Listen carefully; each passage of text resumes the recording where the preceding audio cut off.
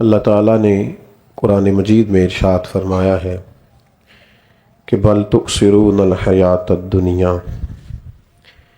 فرمایا تم ترجیح دیتے ہو دنیا کی زندگی کو، والآخرۃ خیر وابقیٰ، آخرت تمہارے لیے بہتر بھی ہے اور ہمیشہ باقی رہنے والی بھی ہے۔ یہ جو لفظ ترجیح ہے یہ بڑا سمجھنے والا ہے کہ کوئی کس چیز کو ترجیح دیتا ہے۔ انسان کے پاس بیک وقت بہت ساری چیزیں اور بہت سارے کام کرنے کو ہوتے ہیں، لیکن جب وہ ان سارے کاموں میں سے کسی ایک کام کو چنتا ہے تو اس کا مطلب یہ ہوتا ہے کہ اس نے اس کو ترجیح دی ہے باقی کاموں پر۔ اس سے اس شخص کی ذہنی ساخت کا بھی اندازہ ہوتا ہے، اس کی سوچوں کا بھی اندازہ ہوتا ہے، زندگی میں اس کا مقصد کیا ہے اس کا بھی اندازہ ہوتا ہے، اور اس شخص نے جو پڑھا ہے، جو سیکھا ہے، جو تربیت پائی ہے، اس سے پھر اس نے اپنے لیے کیا نصب العین اختیار کیا ہے اس کی اس ترجیح سے اندازہ ہوتا ہے۔ بہت سارے لوگ زندگی میں پیسے کو بڑی ترجیح دیتے ہیں، لیکن اگر وہ بیمار ہو جائیں تو پھر پیسہ ترجیح نہیں، پھر صحت ترجیح ہے، پھر ترجیحات بدل جاتی ہیں، سوچ بدل جاتی ہے، پھر لوگ اپنی صحت کے لیے پانی کی طرح پیسہ بہا دیتے ہیں۔ کچھ لوگ آرام کو، صحت کو، سکون کو بڑی ترجیح دیتے ہیں، لیکن اگر انہیں محسوس ہونا کہ میرے بچوں کو بہت ساری چیزوں کی ضرورت ہے اور میرے پاس اتنے وسائل نہیں ہیں، تو پھر ہم نے یہ دیکھا ہے کہ لوگوں کی ترجیح بدل جاتی ہے اور وہ سمجھتے ہیں کہ اس وقت مجھے آرام نہیں کرنا چاہیے، نیند پر خیال نہیں کرنا چاہیے، بچوں کا مستقبل دیکھنا چاہیے۔ کچھ لوگ ایسے ہوتے ہیں کہ مال میں سے، اقتدار میں سے انہیں دو چیزوں کو اختیار کرنا پڑتا ہے کہ مال، اقتدار چاہیے یا عزت چاہیے، تو لوگ پھر سارا کچھ قربان کرتے ہیں اور عزت کو بچا لیتے ہیں۔ پھر ہم نے یہ بھی دیکھا ہے کہ اگر بات ایمان کی آ جائے تو لوگ عزت اور جان بھی قربان کر دیتے ہیں پر ایمان بچا لیتے ہیں۔ تو یہ ترجیح ہے۔ زندگی میں ترجیح کیا ہے؟ ہماری سوسائٹی میں آج کل لوگوں کی کچھ ترجیحات بدل گئی ہیں، اس کو سمجھنے کی ضرورت ہے۔ سب سے پہلی بات یہ کہ اصل ترجیح ہوتا ہے، فرع ترجیح نہیں ہوتی۔ یہ جو فروعات ہوتی ہیں یہ ترجیح نہیں ہوتی، جو اصل ہے، جو بنیاد ہے، اس کو ترجیح دینا ضروری ہے۔ مثلا فرض نماز کو ترجیح دینا ضروری ہے، لیکن کچھ لوگ کیا کرتے ہیں، وہ محفل بڑے اہتمام سے کریں گے، ختم بڑے اہتمام سے دلائیں گے، مستحبات پر بڑی توجہ کریں گے۔ ان سے کہا جائے آپ نماز پڑھتے ہیں تو کہتے ہیں دعا کریں میں نمازی بھی ہو جاؤں۔ تو میرے عزیز، جو اصل ہے، جو بنیاد ہے، جس کے بغیر گزارا نہیں، آپ کو اس کو ترجیح دینی چاہیے تھی، آپ فروعات کو ترجیح دے رہے ہیں۔ آپ نے والدین کا ختم تو لاکھوں روپے لگا کر کے ختم تو دلا دیا ہے، لیکن آپ فرض نماز ادا ہی نہیں کرتے، واجبات کا آپ لحاظ ہی نہیں کرتے۔ تو جو اصل ہے جب تک اس کو ترجیح نہیں دی جائے گی، جو فرض ہے جب تک اس کو ترجیح نہیں دی جائے گی، آپ نفلی کام جتنے مرضی کرتے پھریں، قابل قبول ہی نہیں ہے۔ بنیاد بڑی ضروری ہے، بنیاد، اس بنیاد کو سمجھنا بنیادی طور پر کام ہے۔ نبی کریم صلی اللہ تعالی علیہ وآلہ وسلم کی خدمت میں ایک بدو آیا، امام بہقی اس حدیث کو لائے ہیں، اور اس نے آ کے عرض کی، یا رسول اللہ صلی اللہ تعالی علیہ وسلم، مجھے کوئی ایسا عمل بتائیں میں وہ عمل کروں اور جنت میں چلا جاؤں۔ جنت سب سے آخری نتیجہ ہے زندگی کا اور آخرت کا، تو اس نے آخری بات ہی پوچھ لی، موٹا ہی سوال کر دیا، بنیادی بات ہی پوچھ لی، یا رسول اللہ صلی اللہ علیہ وسلم ایسا عمل بتائیں میں کروں تو جنت میں چلا جاؤں۔ تو اللہ کے محبوب علیہ السلام نے فرمایا، اللہ تعالیٰ کی عبادت کر، اس کے ساتھ کسی کو شریک نہ ٹھہرا، نماز ادا کر، فرض نماز ادا کر، رمضان کے روزے رکھ، زکوٰۃ تیرے اوپر فرض ہو تو اسے ادا کر۔ یہ فرائض صرف اللہ کے محبوب صلی اللہ تعالی علیہ وسلم نے اسے بتائے، صرف فرائض۔ تو وہ کہنے لگا، یا رسول اللہ صلی اللہ علیہ وسلم، مجھے اللہ کی عزت کی قسم نہ اس میں کمی کروں گا نہ اس میں کوئی اضافہ کروں گا۔ وہ کہہ کے چلا گیا تو حضور نے کیا فرمایا؟ فرمایا کسی نے جنتی کو دیکھنا ہو تو اس کی زیارت کر لو، اس لیے کہ اس نے اصول، اس نے بنیاد پر توجہ کی ہے، اصل پر توجہ کی ہے۔ آپ خوب اصالہ ثواب کریں، خوب محافل کریں، لیکن جو اصل ہے پہلے اس پر تو توجہ کریں، جو بنیاد ہے پہلے اس پر تو غور کریں۔ اسی طریقے سے پھر فرائض میں بھی ہم نے دیکھنا ہے کہ کچھ چیزیں فرض کفایہ ہیں، کچھ فرض عین ہیں۔ بعض لوگوں کی فرض کفایہ پر بڑی توجہ ہوتی ہے اور فرض عین کی طرف ان کا گمان نہیں ہوتا۔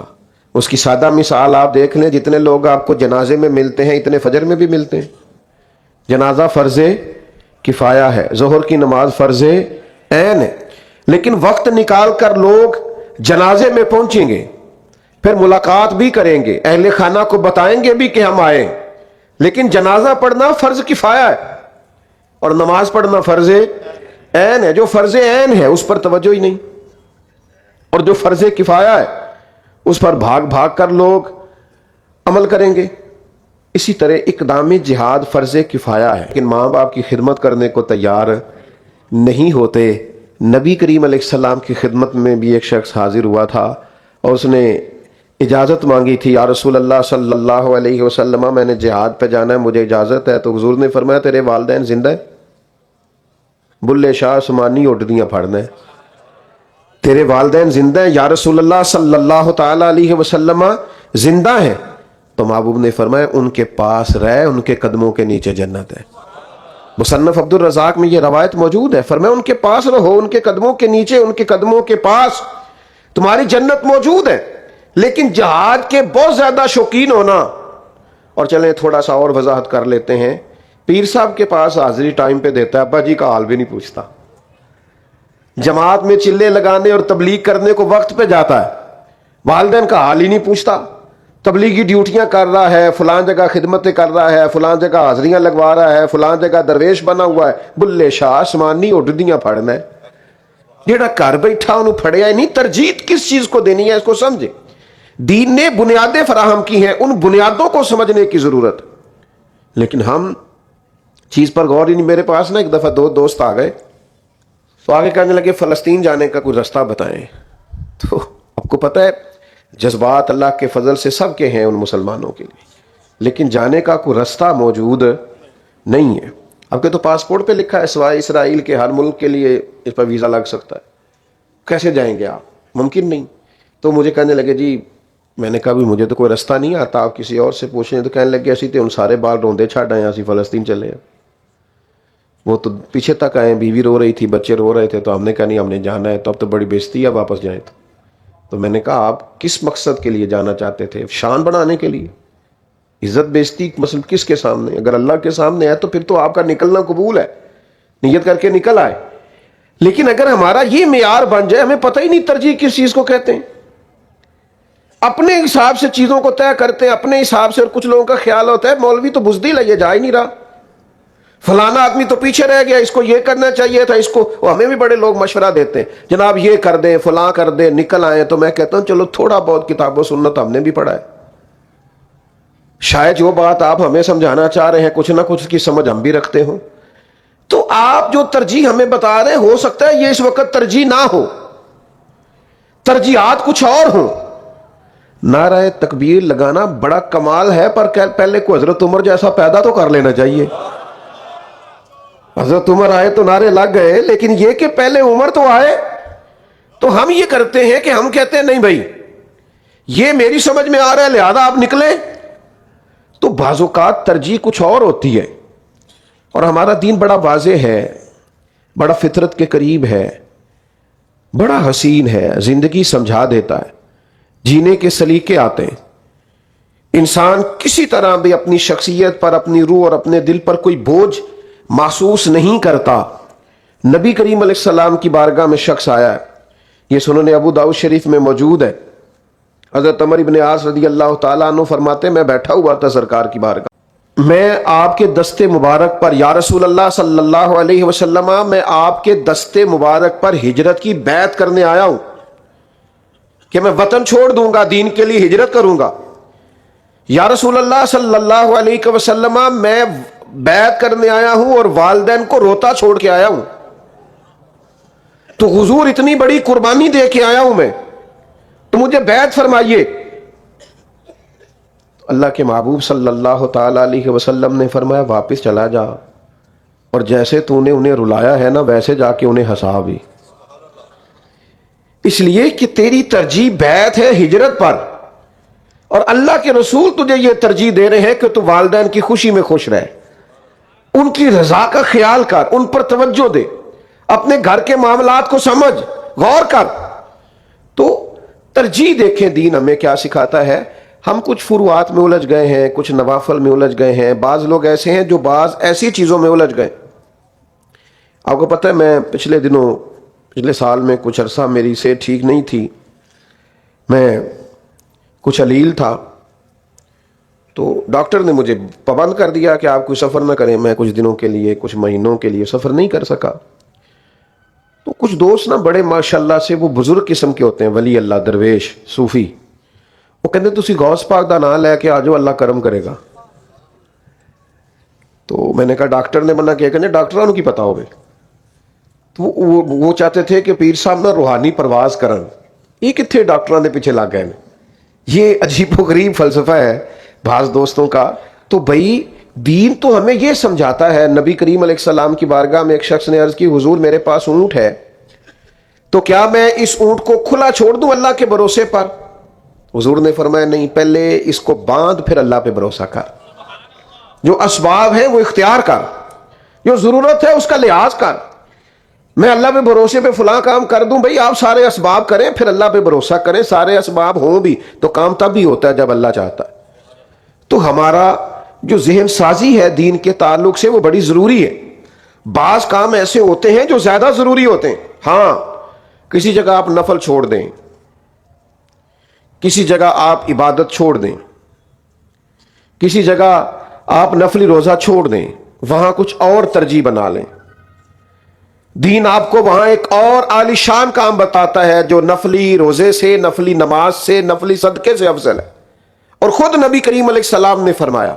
اور یہ دیکھیں حضور توجہ کیسے دلاتے ہیں، فرمایا تمہیں وہ عمل نہ بتاؤں جو نفلی نماز سے بھی افضل ہے، نفلی روزے سے بھی افضل ہے، صدقے سے بھی افضل ہے۔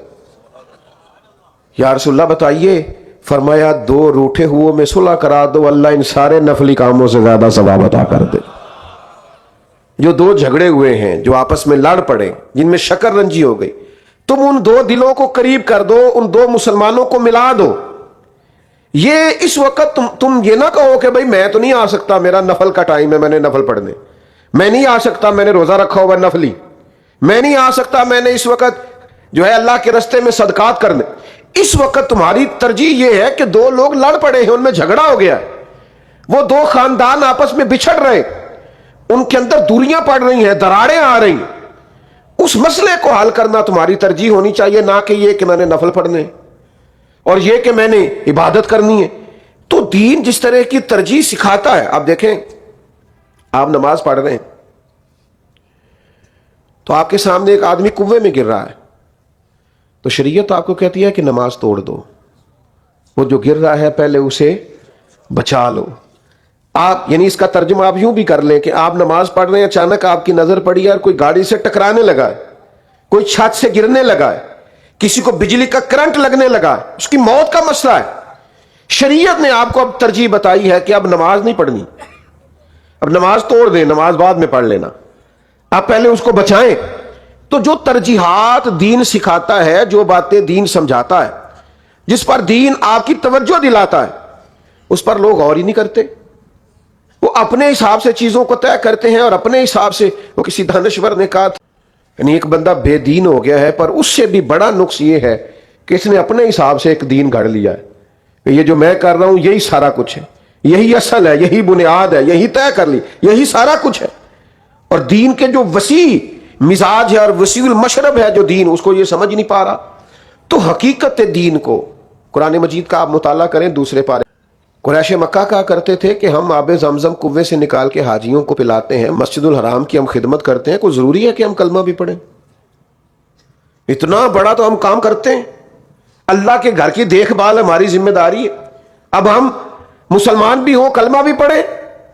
اللہ تعالیٰ نے ان لوگوں کی مذمت بیان فرمائی، فرمایا کیا تم نے حاجیوں کو پانی پلانا اور کعبے کی خدمت کرنا اس کے برابر سمجھ لیا ہے کہ اللہ پر ایمان لایا جائے اور اس کے رسول کی غلامی کی جائے؟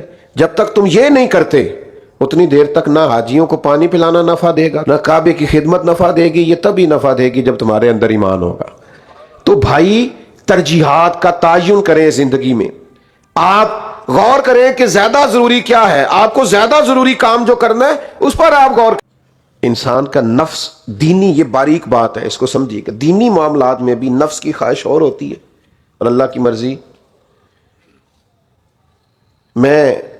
लोग मुझसे बड़ा प्यार करते हैं, मैं चाहूं तो फजर के बाद भी किसी को महफिल का टाइम दे दूं तो हो जाता है जलसा। जोर के बाद भी कहूं तो लोग कबूल करते हैं।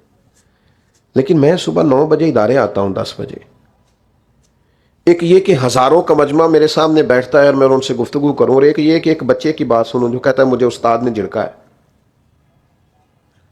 एक उस्ताद की बात सुनूं जो मुझे कहता है कि जनाब वो मुझे फलाना मसला है, मैंने 4 छुट्टियां की थी, अब मेरे साथ ये मसाइल हो रहे हैं। मैं ये देखूं कि आज सुबह बच्चों का नाश्ता वक्त पे नहीं आया, दोपहर का खाना टाइम पे क्यों नहीं पका, या मैं ये देखूं कि यहाँ तामीराती काम क्यों नहीं हो रहे। तो बहुत सारे लोग ये सर दर्द नहीं लेते, वो सोसाइटियों में चले गए। हमारे बाद भी कई आए मैदानों में, उन्होंने बड़ी सोसाइटी में घर बनाया, कल लोग परेशान करते। अपनी अपनी तरजीह है। रात को बड़े मजमे में नारे लगवा के आप आए, बहुत बड़ी खिदमत लेके आए, बहुत बड़ी आप करके आए, लेकिन छोटे छोटे कामों में आप, लेकिन उसका मुझे फायदा, दीन का फायदा नजर आया। 8, 10, 15 लोग मुझे ऐसे यानी पूरे दरख्त बने तैयार हुए मिले कि मेरा ढेर सारा काम वो संभालने भी लग गए। तो आने वाले वक्त में मुझे महसूस होता है कि बहुत सारे लोग ऐसे होंगे कि जिनके लिए मैं कहूंगा कि तेरी जात में वो रंग भरे हैं मैंने, कि लोग देखेंगे तुझे पर पहचानेंगे मुझे। तो आपकी तरजीह है ना, आपकी तरजीह क्या है। आप बड़ा बड़ा नाम होता है पर उसके बाद पीछे कोई चीज नहीं। लेकिन यह कि आप कुछ रिजाले कार तैयार करना चाहते हैं, कुछ बाकायदा, ये काम मुश्किल है। ये इसकी निस्बत दूसरा काम शान शौकत वाला है, सुबह कहीं दोपहर कहीं, और अल्लाह का फजल है, नारे भी लगते हैं, प्रोटोकॉल में मिलता है, फूल भी गिरते हैं, रंग बिरंगे खाने, सब कुछ हो सकता है। लेकिन ये इतनी सरदर्दी का क्या मतलब है कि आपकी तरजीह क्या है, आप जिंदगी में क्या करना चाहते हैं, आपका मेयार क्या है, स्टेटस क्या है। तो हम बहुत सारे काम ऐसे करते हैं। वो मेरे अब्बा जी कहा करते थे, कुछ बंदियां दी पॉलिसी होंगी डंग टपाओ, आज शाम दा डंग टपाओ तो कल वेखी जाएगी। तो कुछ कहते हैं भाई ये नहीं है, मनसूबाबंदी सही करनी चाहिए, बच्चों के मुस्तकबिल के बारे में थोड़ा सोचना चाहिए, गौर करना चाहिए। तो हमने देखना यह है कि तरजीह क्या है। इसी तरह दीन हमें यह कहता है कि कुछ काम ऐसे हैं जो दायमी करो, हमेशा करो। ऐसा ना हो कि एक दिन तो 100 नफल पढ़ लिया, अगले दिन 5 नमाजें भी नहीं पढ़ी। ये मेयार ना हो कि एक दिन तो 10 पारे पढ़ के उठना है और अगले दिन 1 रुकू भी नहीं। नबी पाक अलैहिस्सलाम फरमाते हैं अल्लाह ताला को वो अमल ज्यादा पसंद है जो थोड़ा किया जाए पर रोज किया जाए, इस्तिकामत के साथ किया जाए। तरजीह इस्तिकामत को दें। आप तय करें कि आप कितना कर सकते हैं, उसी को करें और पाबंदी से करें। इसको तरजीह दें, बहुत ज्यादा चीजों को तरजीह ना दें, मिकदार को तरजीह ना दें, मेयार को तरजीह दें। नबी पाक अलैहिस्सलाम मस्जिद नबवी शरीफ में आए तो एक उम्मुल मोमिनीन के बारे में हुजूर को बताया गया कि या रसूल अल्लाह सल्लल्लाहु ताला अलैहि वसल्लम, मोमिनों की एक माँ ने मस्जिद नबी के 2 सतूनों के दरमियान रस्सी बांध ली है। उनका ख्याल है कि जब तक मैं नफल पढ़ती रहूंगी रात भर, और जब थक जाऊंगी तो मैं रस्सी का सहारा ले लूंगी, पर आज मैंने सारी रात ही नफल पढ़ने। तो अल्लाह के महबूब ने वो रस्सी खोल दी, फरमाया इसको कहो जितनी देर तबीयत लगे उतनी देर पढ़, बाद में आराम कर। मैंने सारी रात ही काम करना है, मैंने ये भी करना है, मैंने वो भी करना है। और भाई तरजीह आप इस्तकामत को दें जिंदगी में। आप एक काम करें, पाबंदी के साथ करें, इस्तकामत के साथ करें, मजबूत फिक्री तवानाइयों के साथ करें। हमने देखा है जिंदगी में लोगों की तरजीहात रूह दीन से मुताबिकत नहीं करती। दीन का जो मिजाज है, शरीयत की जो रूह है, उसके साथ मुताबिकत नहीं करती लोगों की तरजीहात। लोगों की और कुछ तरजीहात हैं, और कुछ पॉलिसीज हैं, लोग कुछ और करना चाहते हैं। अपने हिसाब से चीजों को लोग तरतीब देते हैं और उसी को दीन समझते हैं और उसी पर अमल करते हैं। उनका अपना एक रवैया है, उसी हिसाब से वो चलते हैं। तो भाई दीन के मिजाज को समझेंगे और दीन के मिजाज के मुताबिक आप आगे बढ़ेंगे। फिर इसी तरह से शरीयत इस्लामिया कहती है कि आपको जब हुकूक अदा करने होंगे तो आपको तरजीह हुकूकुल इबाद को देनी है। आपने یہ دیکھنا ہے کہ میرے ذمے بندوں کا کوئی حق باقی نہ رہ جائے. ہمارے ذمے اللہ نے حقوق رکھے ہوتے ہیں، ماں باپ کے، پڑوسیوں کے، بہن بھائیوں کے، بیوی بچوں کے، شاگردوں کے، مریدوں کے، استادوں کے، مشائخ کے، اللہ نے رکھے ہوتے ہیں. لیکن ہم نے سمجھ لیا سارے حق موبائل کے ہی ہیں بس، اور کوئی حق ہی نہیں. کیوں جی؟ تو اسی پر ہی ساری توجہ زندگی میں لگا دیتے ہیں. بھائی ہمارے ذمے اللہ نے حقوق رکھے ہیں، ایک ایک کر کے ان سارے حقوق کو ادا کریں، ذمہ داریوں کا احساس کریں. آپ یہ دیکھیں کہاں انسان کا ایمان، کہاں اس کا پڑوسی. لیکن نبی پاک علیہ السلام نے فرمایا جس نے پیٹ بھر کے کھانا کھایا اور پڑوسی بھوکا سویا رہا میں اسے مومن ہی نہیں مانتا. کہاں کوئی شخص کا کسی کا بیمار ہونا، اور کہاں اس پر اللہ تعالیٰ کی رضا اور رب کریم کا حکم آنا. ان لفظوں پر غور کریں، شاید اس انداز کے دوسرے لفظ کسی حدیث میں موجود نہ ہو. نبی پاک علیہ الصلوۃ والسلام فرماتے ہیں قیامت والے دن رب فرمائے گا کہ مجھے کھانے کی ضرورت تھی تو نے کھانا نہیں پہنچایا، مجھے پینے کی حاجت تھی تو نے پانی نہیں پہنچایا، میں بیمار تھا تو میری تیمارداری کو نہیں آیا. او کما قال نبی صلی اللہ تعالی. بندہ عرض کرے گا مالک تو کھانے سے بے نیاز، پینے سے بے نیاز، پہننے سے بے نیاز، بیمار ہونے سے بے نیاز، ذرا اتنی بڑی بھی حقوق العباد کی کوئی نزاکت ہو سکتی ہے کہ حضور فرماتے ہیں رب فرمائے گا وہ جو تیرے پڑوس میں بندہ بیمار تھا، اور تیرے قریب جو بندہ بھوکا تھا، اور تیرے قریب جو بندہ پیاسا تھا، اور تیرے قریب جو بندہ لباس سے دور تھا، تو نے اس کی طرف توجہ ہی نہیں کی، تو نے غور ہی نہیں کیا. بندہ تو میرا ہی تھا. تو رب کہتا ہے میں بیمار تھا تو تیمارداری کرنے نہیں آیا. ہم اس معاملے میں باریک ہوتے ہی نہیں، چیزوں کو سمجھتے نہیں کہ حقوق العباد کا مسئلہ کس قدر زیادہ نازک ہے. اس پر بہت زیادہ لاپرواہی کی جاتی ہے، بہت زیادہ. لیکن یاد اس سے زیادہ بہتر یہ ہے کہ آپ کچھ غریبوں کو نیا لباس لے کے دے دیں اور ان بزرگوں کو اصال ثواب کر دیں. آپ اس کے لیے دیکھیں تھوڑی کم پکا لیں. میں سیلاب آیا ہوا تھا نا پچھلے دنوں، تو مجھے ایک پیر صاحب نے دعوت دی کہ آپ ہمارے عرس پہ آئیں. تو میں نے ان کی خدمت میں عرض کیا کہ آپ کا بہت بڑے پیمانے پہ عرس ہوتا ہے، پر میں تو ادھر جا رہا ہوں ذرا سیلاب زدگان کی طرف مجھے سفر کرنا ہے. تو کہنے لگے وہ ہمارا سلسلہ ہے. تو میں نے کہا میرا ایک مشورہ ہے، آپ عرس وہاں جا کے منا لیں، ساری دیگیں وہیں پکا لیں. یہ وہ نہیں سن مننے تھے، تسی کدو مننے ہو، تسی بھی پریشان ہی ہوئے ہو گل سن کے. اور میں نے کہا کہ بھائی وہاں جا کے عرس کر لو، کوئی حرج ہے، لیکن ترجیح ہو نا، غریب تو تب ہے نا. یہ ترجیح نہیں ہے ہمارا، یہ معیار ہی نہیں ہے. حقوق العباد کا مسئلہ نازک ہے، اس کی نزاکت کو سمجھنے کی ضرورت ہے. یہ انداز دیکھیے نبی پاک علیہ الصلوۃ والسلام کا بات کرنے کا. حضور فرمانے لگے سبحان اللہ. خود سرکار فرماتے ہیں سبحان اللہ، قرض کے متعلق اتنی سختی کی گئی ہے. اللہ کے حبیب فرمانے لگے اس ذات کی قسم جس کے قبضے میں میری جان ہے، اگر ایک آدمی راہ خدا میں شہید ہو، پھر زندہ کیا جائے، پھر شہید ہو، پھر زندہ کیا جائے، پھر شہید ہو، پھر زندہ کیا جائے راہ خدا میں. حضور کہہ رہے ہیں راہ خدا میں، یعنی واقعتاً وہ راہ خدا میں ہے، پر شہید ہوا، پھر زندہ ہوا، پھر شہید ہوا، پھر زندہ، 3 دفعہ فرمایا. لیکن اللہ کے محبوب فرماتے ہیں اتنی دیر جنت میں نہیں جائے گا جتنی دیر اپنا قرض ادا نہیں کر لیتا. وہ کسی کا حق اس کے ذمے ہے، جب تک وہ حق ادا نہیں کرتا اتنی دیر تک وہ 3 بار بھی شہید ہو جائے تو اللہ کی بارگاہ میں اس کے لیے اس کا مقام جنت نہیں ہے. حقوق کا معاملہ اس کو سمجھنے کی ضرورت ہے. لیکن ہم نمازی بھی بعض اوقات بڑے اچھے ہوتے ہیں، حاجی بھی بعض اوقات بڑے اچھے ہوتے ہیں، درویش اور صوفی بھی بڑے اچھے ہوتے ہیں، معاملہ فہم اور مدبر بھی بڑے اچھے ہوتے ہیں.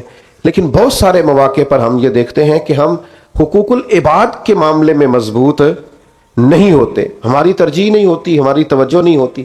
حضرت عبداللہ ابن عباس رضی اللہ تعالیٰ عنہ نبی کریم صلی اللہ تعالیٰ علیہ وسلم کی مسجد شریف میں اعتکاف میں بیٹھے ہوئے تھے. پہلے تو اعتکاف کی بڑی شان ہے، اور پھر حضور کے مدینے کا اعتکاف، اور پھر مسجد نبوی شریف کا اعتکاف. حضرت عبداللہ ابن عباس مسجد نبوی میں اعتکاف میں بیٹھے تھے تو ایک آدمی آ کے نا مسجد میں ایک کونے میں بیٹھ گیا اور تھوڑا پریشان ہے وہ.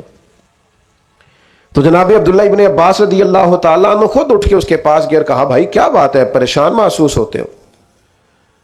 تو اس نے کہا کہ میں نے کچھ لوگوں کا قرض دینا ہے اور آج کا وعدہ ہے، وہ مجھے بڑا پریشان کر رہے ہیں، میرے پاس وسائل نہیں ہوئے، اسباب نہیں پیدا ہوئے، میں وہ قرض دینے کی پوزیشن میں نہیں ہوں. اور یہ مقروض جو ہوتا ہے یہ قیدی ہوتا ہے بیچارہ، تڑپ رہا ہوتا ہے پورے طور پر. میں پریشان ہوں، آزمائش میں ہوں، تو میں اس لیے یہاں آ کے بیٹھ گیا ہوں کہ اللہ کے گھر میں حاضر ہوتا ہوں نبی پاک کے روضہ نور پر. حضرت عبداللہ ابن عباس، میں بتا چکا ہوں آپ کو کہ اعتکاف میں تھے، فرمانے لگے میرے جانے سے کوئی فائدہ ہوتا ہے؟ کہنے لگا حضور بڑا فائدہ ہوگا اگر آپ میری سفارش کر دیں. 1 منٹ نہیں لگایا، مسجد سے نکلے اور جوتے پہننے لگے تو شخص کہنے لگا حضور رکیے گا رکیے گا رکیے گا، شاید آپ کو یاد نہیں رہا، آپ اعتکاف میں تھے. فرمایا مجھے یاد ہے، لیکن مسئلہ حقوق العباد کا ہے نا، اللہ کے بندے کے ساتھ تعاون کا مسئلہ ہے، مجھے یاد ہے. تو حضرت یاد کے باوجود اعتکاف توڑ رہے ہیں. تھوڑی دیر کے لیے خاموش ہوئے جناب عبداللہ ابن عباس رضی اللہ تعالیٰ عنہ، پھر ان کی آنکھوں میں آنسو آئے اور پھر وہ ارشاد فرمانے لگے کہ ابھی زیادہ وقت نہیں گزرا، اس مزار والے محبوب صلی اللہ تعالیٰ علیہ وسلم سے میں نے خود سنا ہے. حضور فرمانے لگے اگر کوئی اپنے مسلمان بھائی کی کوئی مشکل آسان کر دے، اس کی کسی پیچیدگی کو دور کر دے، اللہ کے محبوب فرماتے ہیں اللہ اسے 10 اعتکاف کا ثواب عطا فرمائے گا. تو فرمایا میری ترجیح بدل گئی ہے، اب 1 کا ثواب لوں کہ 10 کا لوں.